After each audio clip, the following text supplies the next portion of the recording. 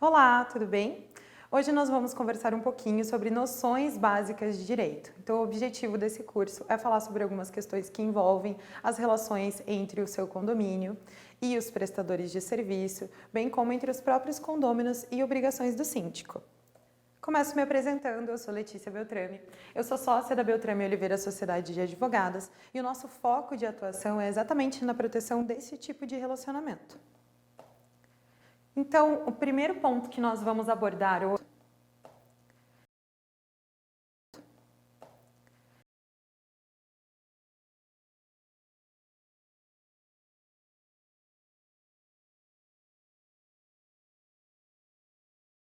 judiciais. Terceiro ponto é dar imediato conhecimento ao condomínio de ações judiciais e de procedimentos que estejam acontecendo. Então aqui, esse ponto envolve não só as ações trabalhistas, por exemplo, que envolvem funcionários do condomínio, mas também se relacionam com procedimentos que podem ser feitos pela Receita Federal, por exemplo, em caso de inadimplência quanto a algum imposto. Então, além dessas três obrigações, a gente tem também a obrigação de cumprir e fazer cumprir a convenção e o regimento interno do condomínio. Além dessas obrigações, a gente também tem a obrigação de diligenciar e conservar as áreas comuns das obrigações, de zelar pelos interesses dos possuidores do condomínio. Aqui, possuidores se enquadrando aquelas pessoas que locam um apartamento, por exemplo, e também os próprios proprietários. E também elaborar orçamentos com receitas e despesas em relação ao condomínio e cobrar essas contribuições, essas cotas condominiais e também impor multas.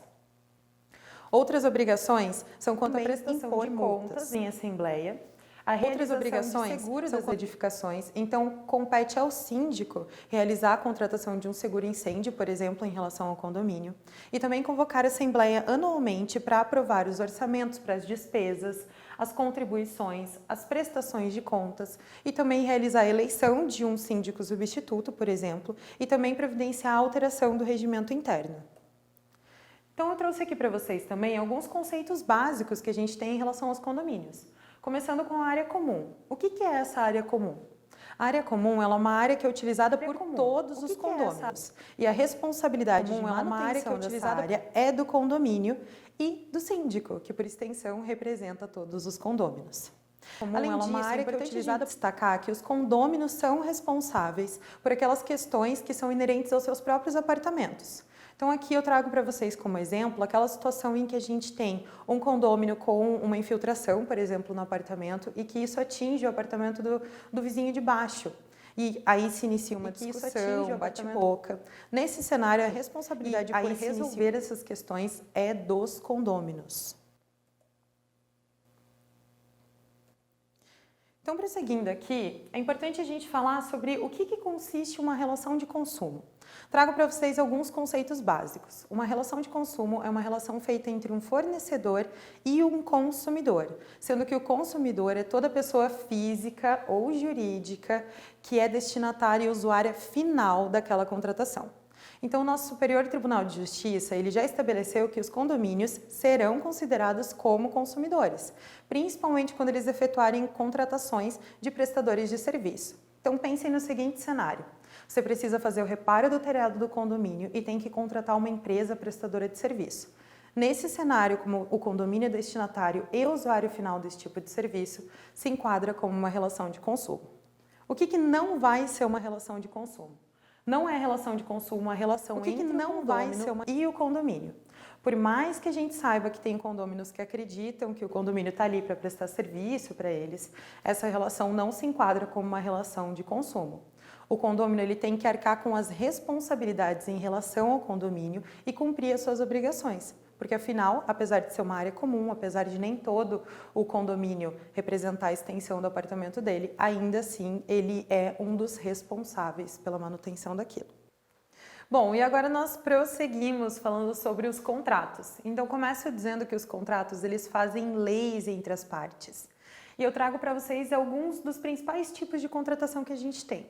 Começo pelo contrato paritário. Então, exemplo, eu vendo o meu carro para minha sócia, eu, pessoa física, vendo o meu carro para minha sócia, pessoa física. Nessa contratação, nós estamos em pé de igualdade. Então, por isso, vai se caracterizar como um contrato paritário. Segundo exemplo que eu trago para você é o contrato consumerista. Esse contrato estabelece uma relação de consumo. Então, onde a gente tem um fornecedor e um consumidor. Vamos de novo com mais um exemplo. Quando você tem uma contratação entre o condomínio e um prestador de serviço, por exemplo, para arrumar o telhado desse condomínio. Essa contratação é uma contratação que envolve uma relação de consumo e que será protegida pelo Código de Defesa do Consumidor. Terceiro exemplo são os contratos de locação. Essas locações podem ser comerciais ou residenciais. E esse tipo de contrato vai ser regido por uma legislação específica que contém regras e toda uma descrição que fica vinculada a esse tipo de contrato de locação. Quarto exemplo é o contrato de sociedade. Então, eu e a minha sócia temos uma sociedade de advogadas e nós temos um contrato social para estabelecer as regras em relação a essa sociedade. E o quinto exemplo que eu vou falar para vocês são os contratos de trabalho, que é aquele contrato que a gente tem, por exemplo, a contratação de um funcionário para o condomínio.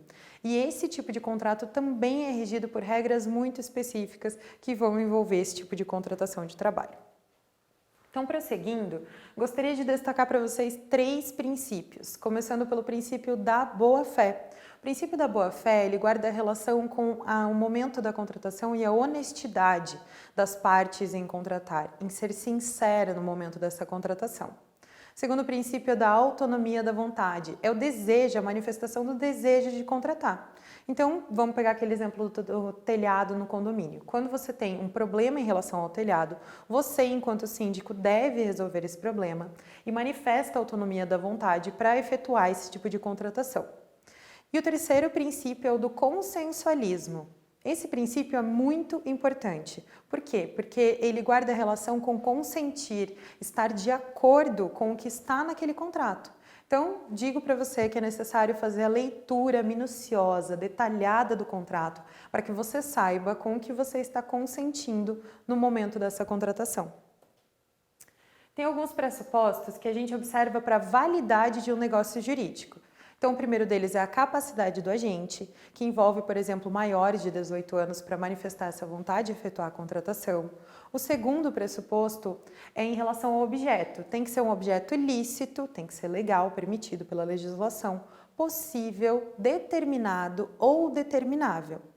E, para ter validade no negócio jurídico, ele tem que seguir ou a descrição da legislação. Então, tem contratos que vêm com uma descrição específica na legislação sobre regras, como, por exemplo, os contratos de locação, ou senão ele não pode ser proibido pela legislação. A legislação não pode impedir que você efetue esse tipo de contrato.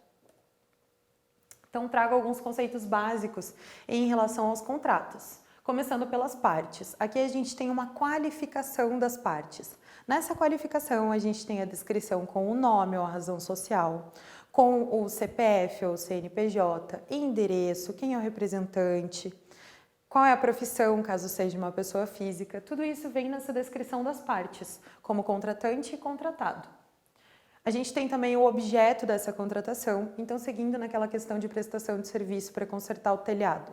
Quando você contrata uma empresa para fazer esse conserto, você tem como objeto esse tipo de prestação de serviço. É isso que deve vir descrito no objeto da contratação.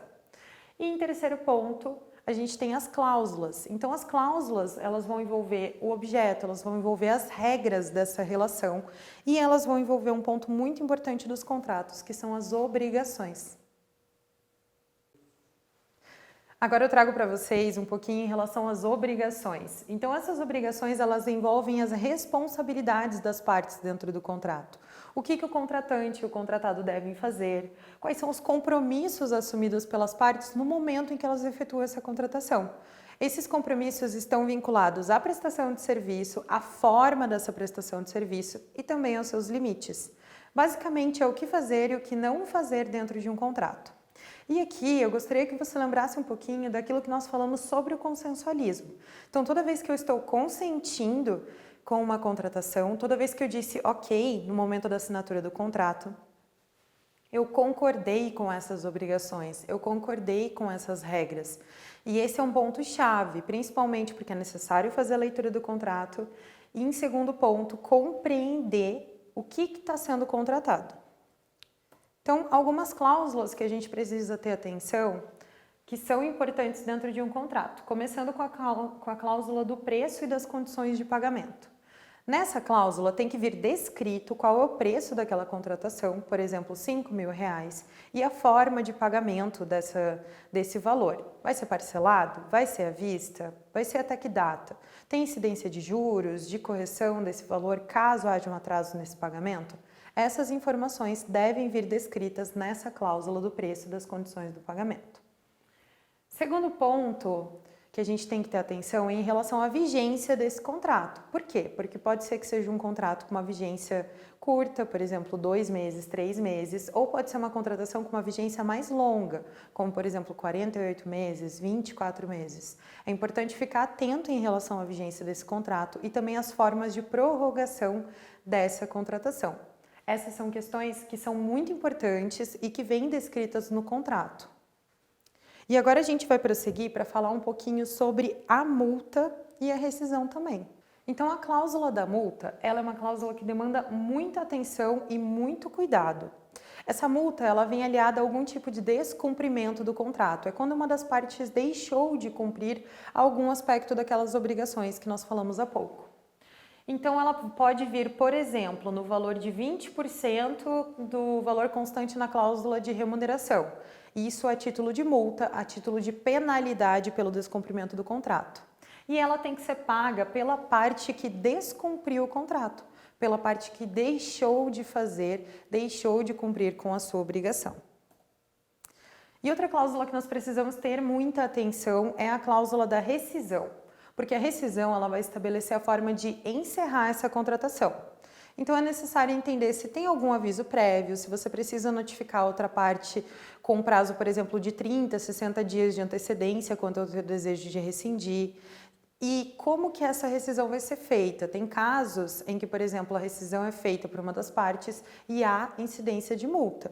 Então agora a gente vai conversar um pouquinho sobre as hipóteses de rescisão.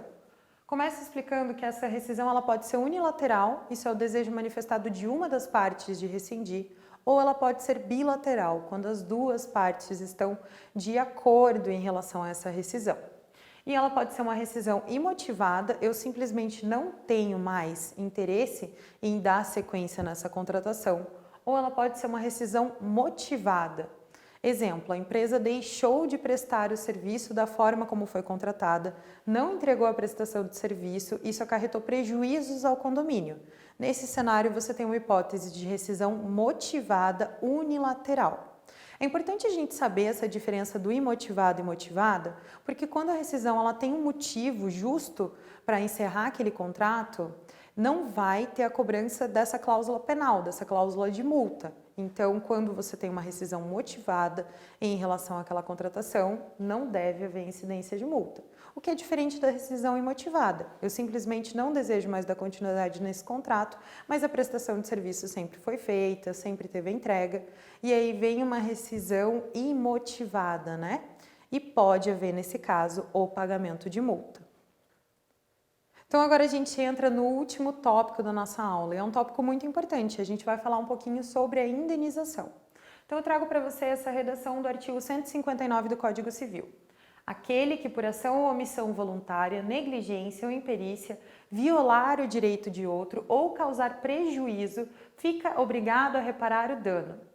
Então, o dano vai ser essa ofensa em relação ao outro, vai ser esse prejuízo que uma parte causa em relação à outra. E o objetivo de um pedido de indenização é a compensação em relação a esse dano. Trouxe para vocês 2 exemplos de tipo de indenização que a gente tem. A indenização por dano material, que é uma reparação dos prejuízos materiais. Então, por exemplo, uma pessoa bateu no carro da outra pessoa, gerou um prejuízo ali de R$5.000. Esse vai ser o valor do dano. E quem é responsável por pagar esse conserto ou devolver esse valor que foi pago pela pessoa que foi lesada é a pessoa que deu causa àquele acidente. E um outro tipo de dano que a gente tem também, que é muito comum, é o dano moral. Esse dano ele envolve uma reparação por uma ofensa à honra, por exemplo.